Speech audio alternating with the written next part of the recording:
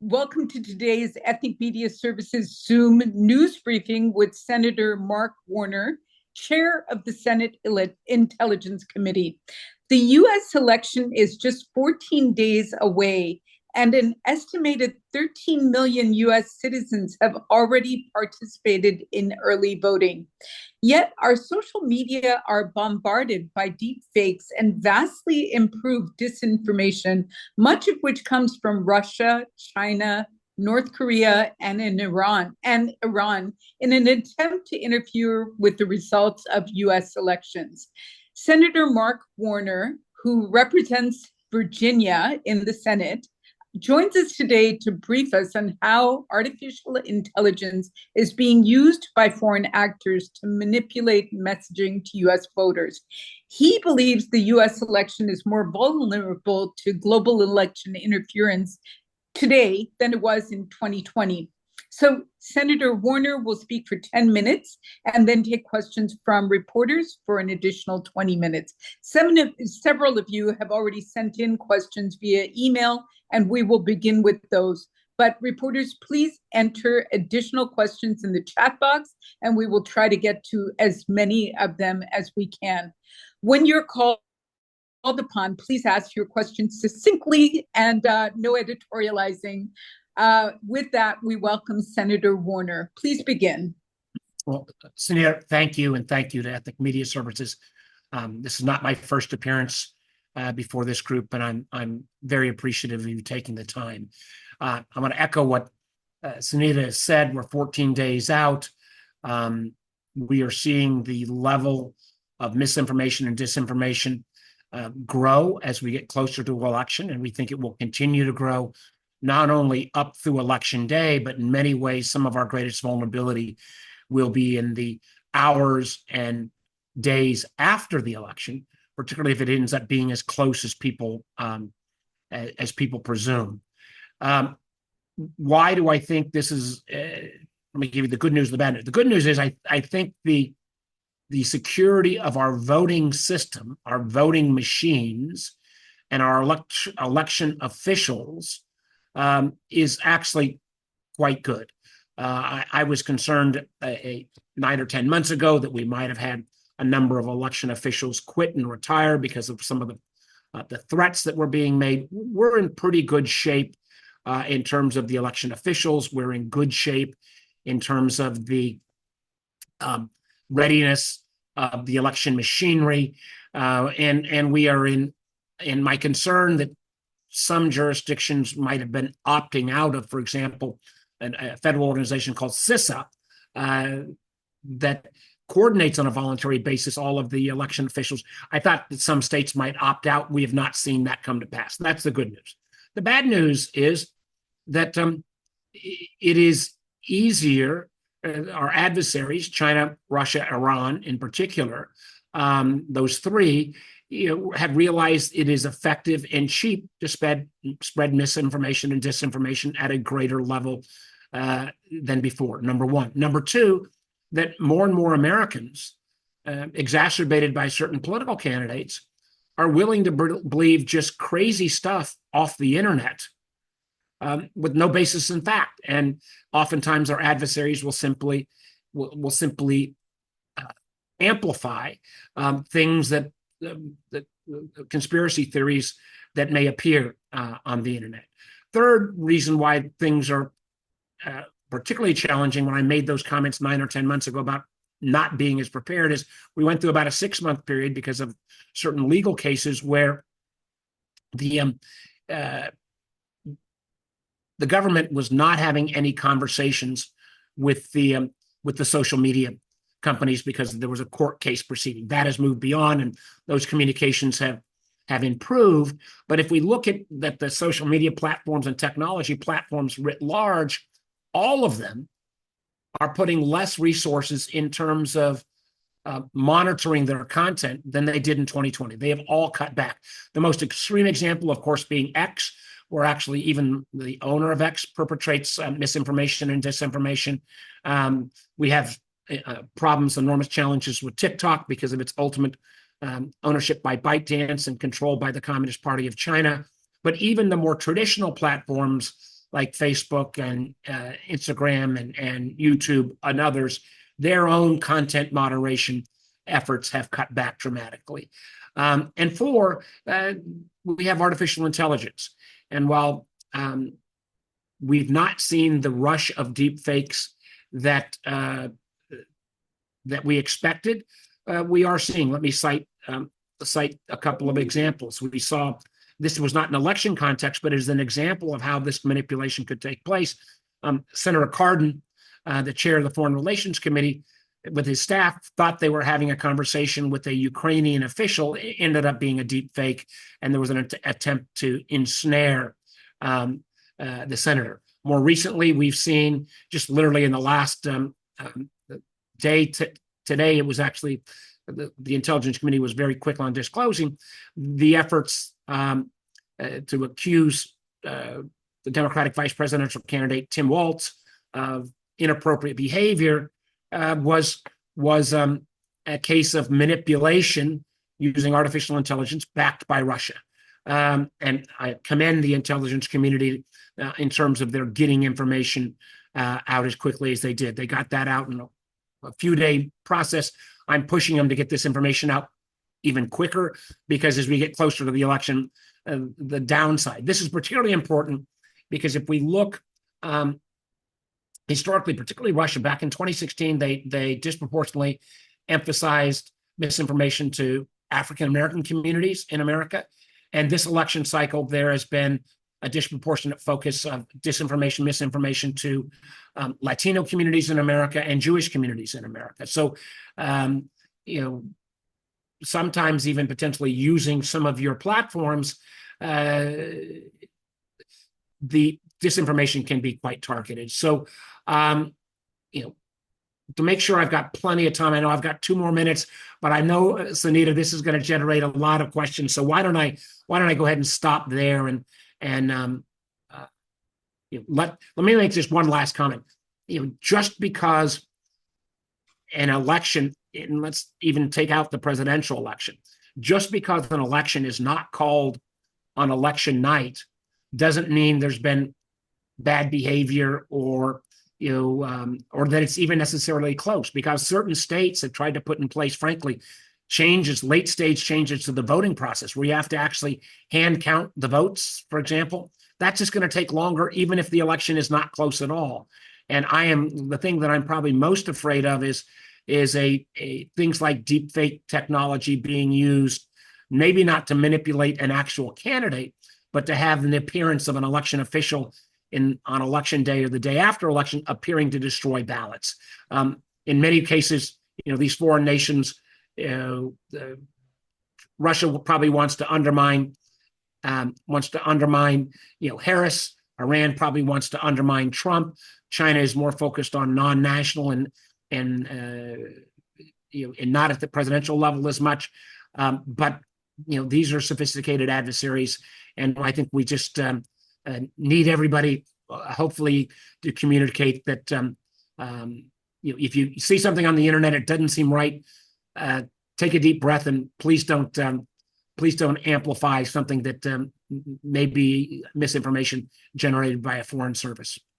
I'll stop there, and Sunita, happy to take the questions. Thank you. We have a number of questions that came in via email, but I'd like to start by asking, are you seeing misinformation coming through via our allies, Israel and the Ukraine, who obviously have a lot of stake in this election? We are seeing, there are efforts by a number of nation states, allies, frenemies, nation states beyond what you have mentioned, that are, putting out pro positions to their government's views. What we are not seeing is the level of blatant, at least I've not seen the level yet of blatant misrepresentation and misinformation or straight out disinformation that we're seeing, particularly from, Iran and Russia on the presidential, China more focused at some of the down ballot races, North Korea some, but not nearly as sophisticated. Interesting. Our first question comes from Elena Kuzetsnova of Slavic SAG. Elena, welcome, and please ask your question. Hello, everyone. Thank you for letting me answer the question. So my question is, do you, Senator Warner, and your committee see the bigger threat going from the Kremlin, Russia, during this election, bigger than in 2016 or 2020? And second question from my editor-in-chief, what ways could the government collaborate with ethnic media to stop disinformation campaigns here in the state and across the nation? Thank you so much.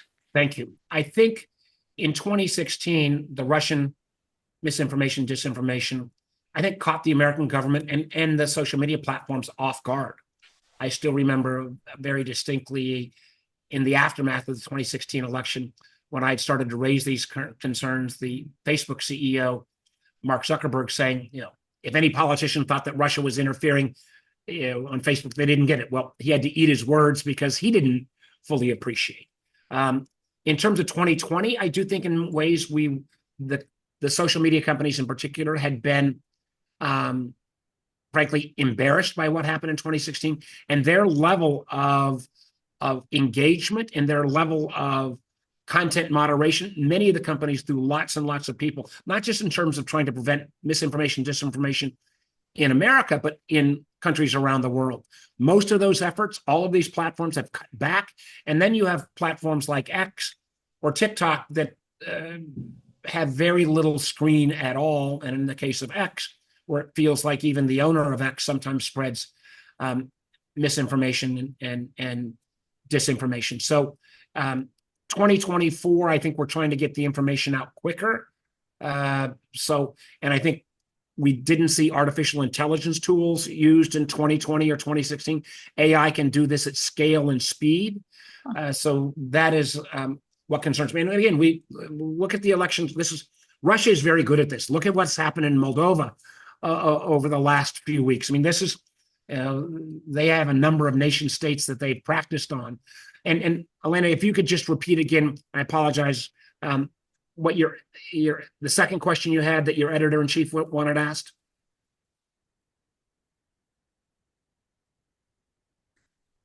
Excuse me. So what ways could the government collaborate with ethnic media to stop this disinformation campaign? I think that is a fair question. I'm not part of the administration, but this kind of outreach that I'm doing is important. I think that one of the things I was just literally on a call with the director of national intelligence right before I got on this, and she's put out now 6 different election alerts. I think you're going to see these coming up on a more regular basis, making sure that that everyone on this line, and Sunita, maybe offline, my office can make sure that the election alert advisories, this is mostly posted by the director of national intelligence, that everybody on this line gets those releases as they come out. That's a good suggestion. Fantastic. Our next question comes from Myung-Sul Chung, editor of the Boston Courier. Myung, please ask your question.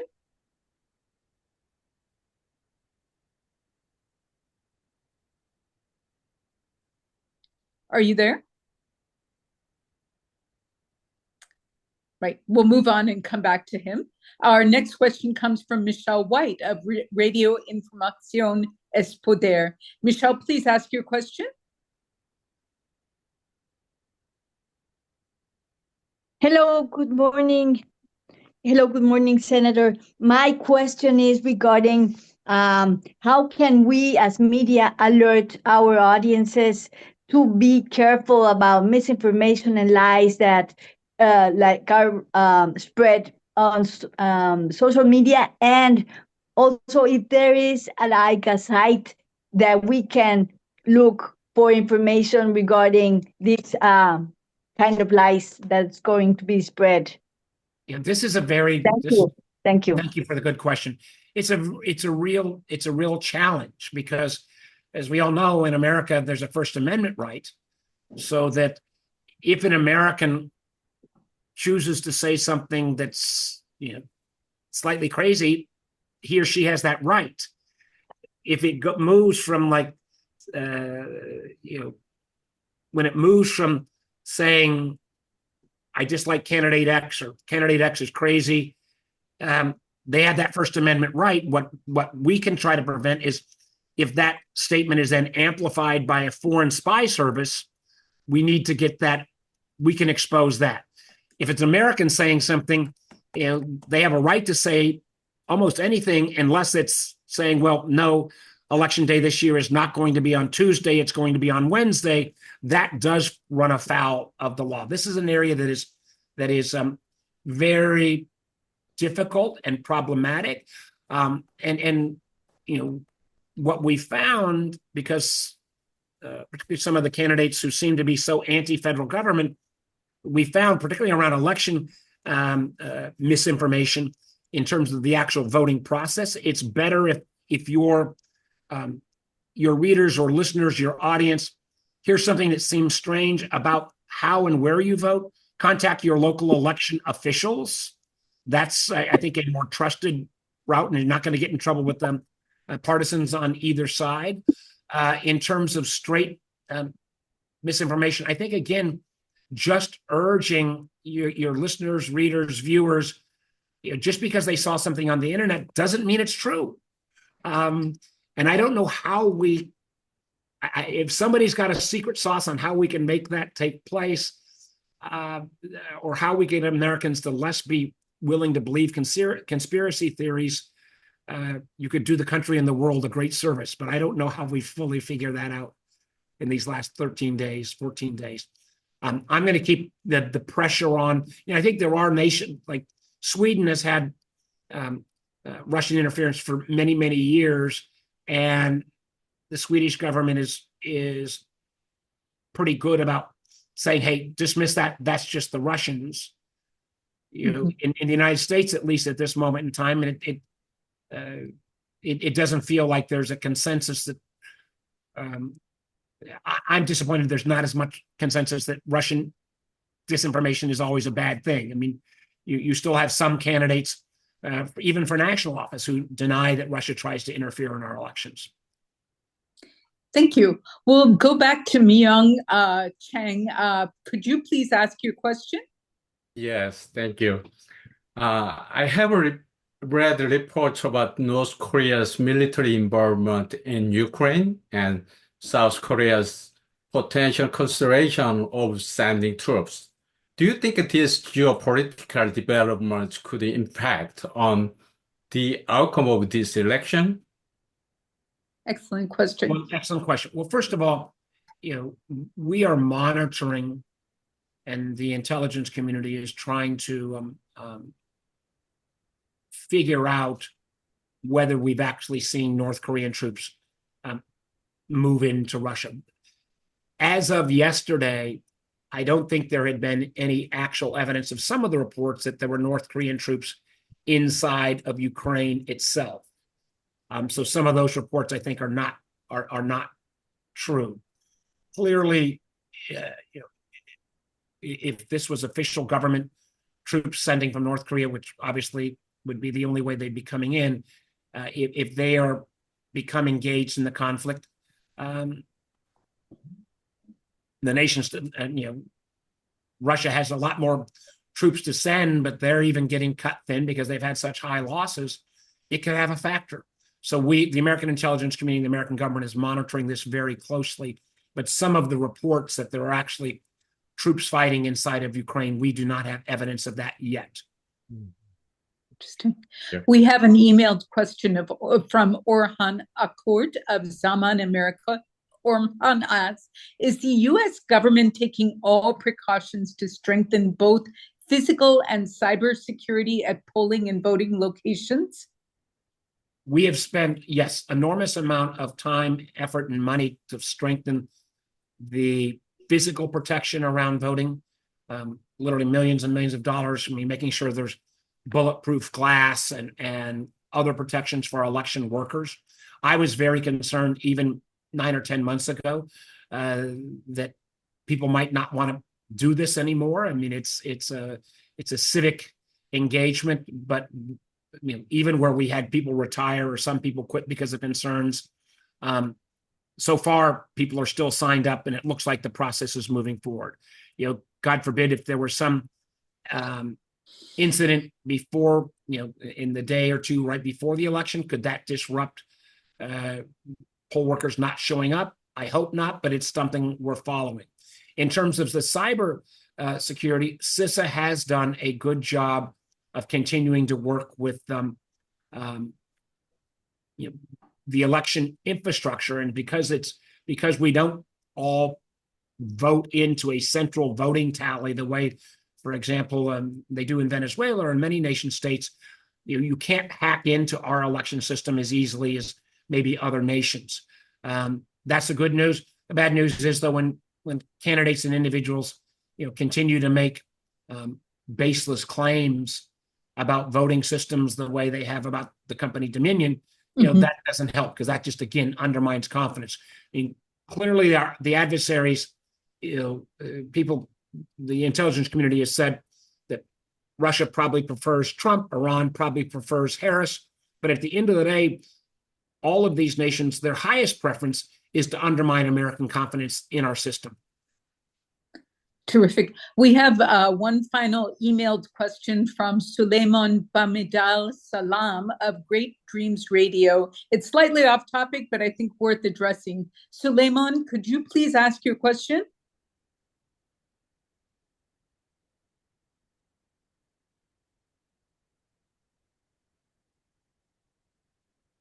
Okay, while we wait for Suleiman, we'll go to questions from the chat. Tane Gokle, could you ask your question, please?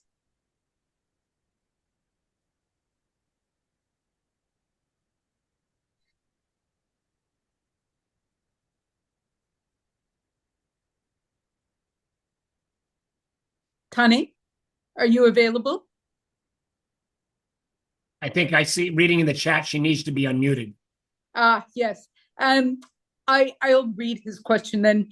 Are there reports of interference, disinformation originating from India, especially given the Modi-Trump relationship and the recent diplomatic fallout because of allegations that India is committing transnational repression in Canada and the US? Excellent question, Tane. Excellent question. We have not seen Indian government disinformation, but it is a fair question to ask, and I need to ask our community to make sure we have a vibrant Indian American press in the United States, and I need to ask whether make sure that we are checking all those outlets as well. But to date, I have no evidence of Indian government misinformation. Renee Barbie, please ask your question.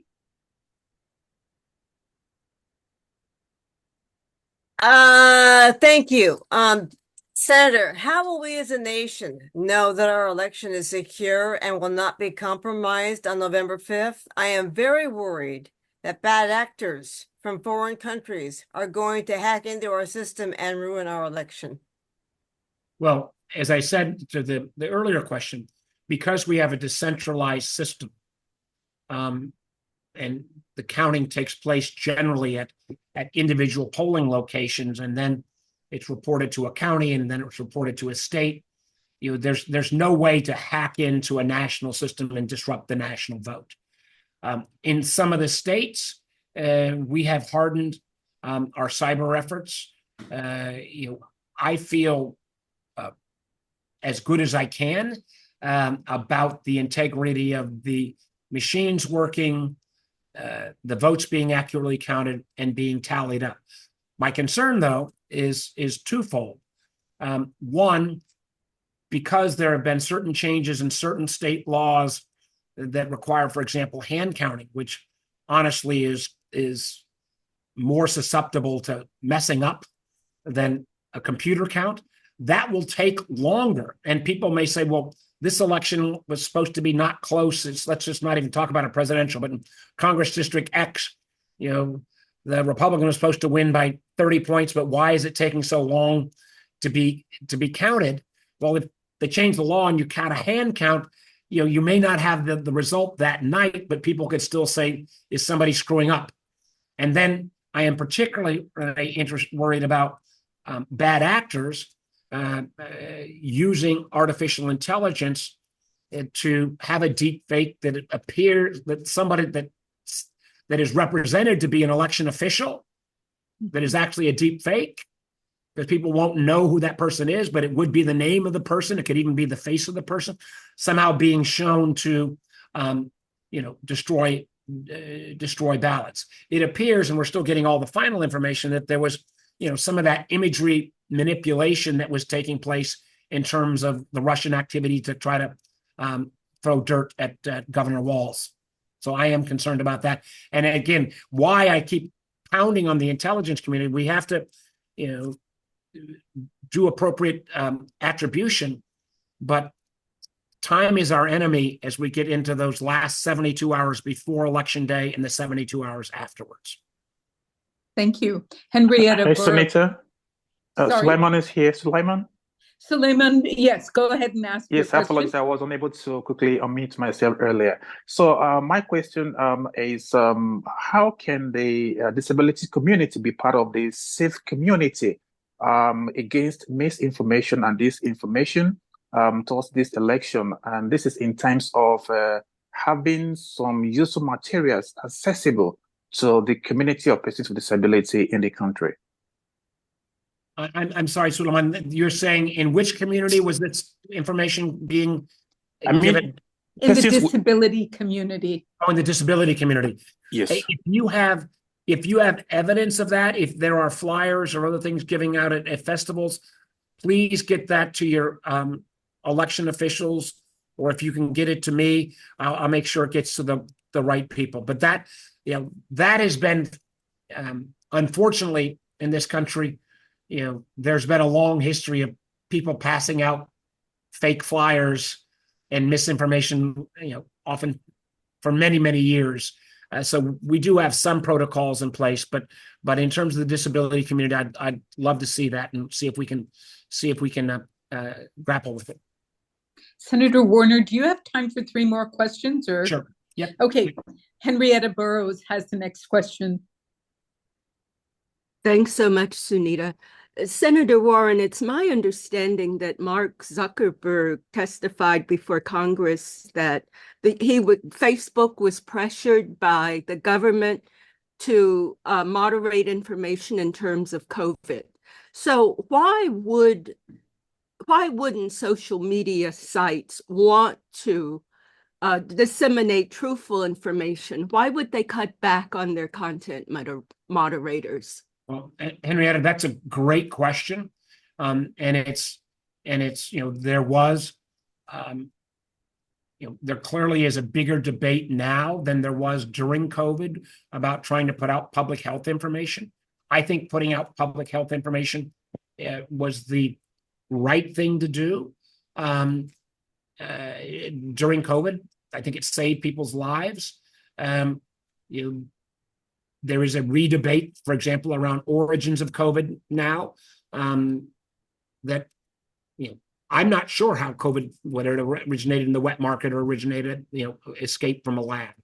But, but I would say in terms of Zuckerberg's comments, I think quite honestly, whether it's Facebook, whether it's YouTube, whether it is any of the other platforms, the public pressure in America and around the world dissipated on this, and people kind of accept it as a fact of life. Well, somebody's going to be interfering. And, I think it was a financial decision of all these firms to cut back. Now, they say they are using artificial intelligence tools to do more. I don't know if I fully accept that. And I know we did get 27 companies to agree that they would try to take down deep fakes in campaigns, political campaigns. They did that in a voluntary agreement in Munich. So far, we've not seen a lot of effort out of that.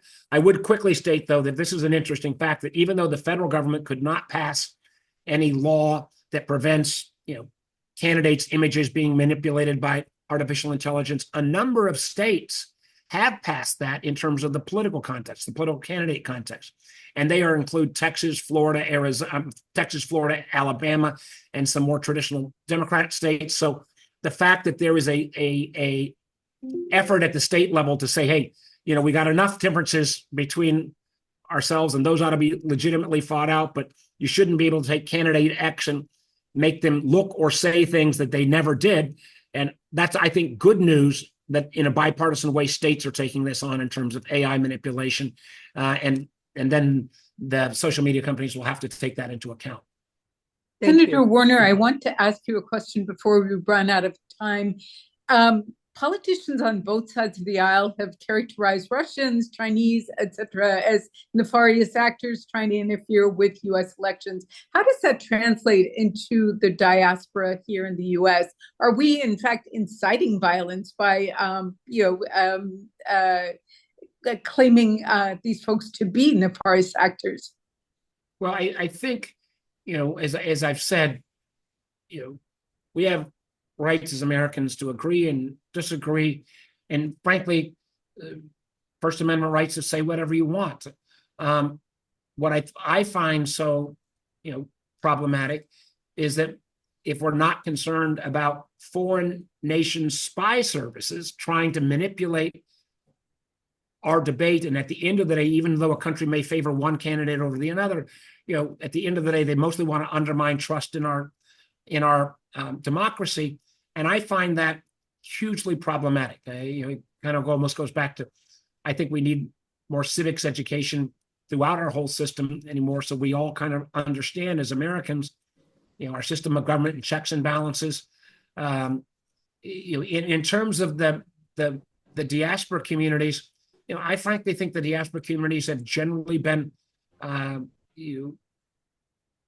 very good participants. I mean, as people come to America and maybe came from a country or culture where voting was not part of their experience, I think it's beautiful when we see diaspora communities participate in a strong way. I was at a Diwali festival, a political festival event on this past Saturday, and as we see more and more candidates representing the kind of mosaic of different diasporas, it's so important. I think it's one of the reasons why I think political candidates ought to do more with the ethnic media services.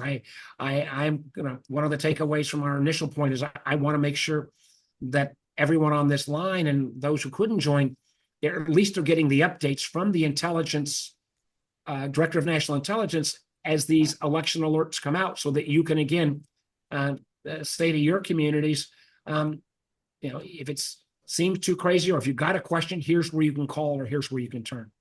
But I think we can do more. Fantastic. We've got a question from Peter Sherman and Carlos Roa, and then we'll let you go. Peter, please ask your question. Hi, thank you, Sunita, and thank you, Senator, for the presentation. I actually wanted to ask a question just about sort of the partisanship of this discussion, that it seems that a lot of the voices decrying mis and disinformation are coming more from the Democrat side than the Republican side, which translates to, I think, the general audience is that this is just another partisan dispute rather than something tied to the integrity of our democracy. And I'm just curious how we sort of avoid that paradigm. But I had one other question, which is that, America has a history of mis and disinformation in foreign countries, including Latin America. We have a pretty sordid past when it comes to sort of our involvement in Latin America, in Iran, and some of these other countries. And so I'm just wondering how much of this is really just sort of a continuation of geopolitics as it's been played out over decades, versus something that is fundamentally new and therefore particularly threatening to our system here. Thank you. Let me take those in reverse order. You're right. The American government historically has had a record in many nations of misinformation, government interference, disinformation. I think the United States government has gotten better on that. Perfect? No, but we have, particularly even with the formation of my committee 40 years ago, to try to cut back on that type of activity. And whereas our adversaries have found, it used to have to be a fairly sophisticated operation to get misinformation, disinformation into a nation state. With the power of the internet, you don't have to physically be in the country. And with the power of artificial intelligence, you can do this at scale and speed that is unprecedented. So I'm not saying the Americans' hands are clean, but I can truly tell you that the adversaries are doing this at speed and scale and volume that is truly unprecedented in this country. On the first question, it's an extraordinarily important question. This is not a partisan issue. I think about back after the 2016 election, my committee, then led by Richard Burr, a Republican senator from North Carolina, and he took a lot of grief from this. We just followed the truth, and as certain candidates refused to acknowledge the Russian interference, it did make it more difficult. The only thing that gives me some hope is if you look back, under the Trump presidency, it was like a week before the election. Everyone from the intel and law enforcement community came out pointing out that Iran was, putting out efforts that looked to be like they were Proud Boys that might have undermined President Trump. So when this misinformation was coming from a foreign entity that might undermine a Republican candidate, they were willing to call it out. I'm proud of the fact that the vast majority of people on my committee are still bipartisan on this issue, that still agree that we can have our own differences, but we should all be concerned, regardless of what the nation state, the foreign nation states' goals are, or who they support. We should not have foreign spy services messing around in our elections. Agreed. Final question from Carlos Roa, and then we end. Hi, Senator. My first question, well, let me ask just one question. One of the scariest results of disinformation is violence. As your knowledge, is there or are there plans to tackle a possible outcome of violence spread by disinformation? Well, Carlos, it's a good question. We saw literally in 2016 an incident where the Russians were trying to create violence, where they had created a very right-wing pro-Texas independence group, and then there was a group of Texas Muslims that were trying to protect the Muslim community, and they created online a place for these two groups to meet in Houston. And thank goodness the police were there, and this was all manipulated out of St. Petersburg. So that ability to actually have violence on the street is real. And I particularly worry about it. This election is as close as we expect it to be. The appearance through a deep fake of a election official destroying ballots or miscounting. And that's why law enforcement is involved in all this, because it could spark violence. So I am very concerned about that. And it's why we need to get ahead of this as quickly as possible. And as we see, particularly if we can tie the foreign influence in, I want the intelligence community to declassify as much as possible. The amount of declassified materials they've done on the recent incident about Governor Walz is light years ahead of where they were in terms of willing to declassify even 2 years ago. That's good news. Can I get one last comment, Sunita? Yes. And this is, I'd like to make an offer, or I'd like to engage with the community probably after the election, but an issue that I'm spending enormous time on right now is and candidly a place where more people are dying every day than Gaza and Ukraine combined, and that's the crisis in Sudan. Yes. And it is a humanitarian crisis of epic proportions, and it is also an area where I think it's in America's interest to try to help resolve that conflict. And I've been spending a lot of time on that, and would love to share with the community at some point for those who would be interested. So just an appeal for maybe after the election. Absolutely. Yes. Let's arrange a special briefing with your staff. I want to thank you for once again joining us, and thank you to your staff as well for consistently being a source of credible information that our ethnic media can rely upon. So with that, we end, and we'll see you again. Thank you all. Be well. Take care.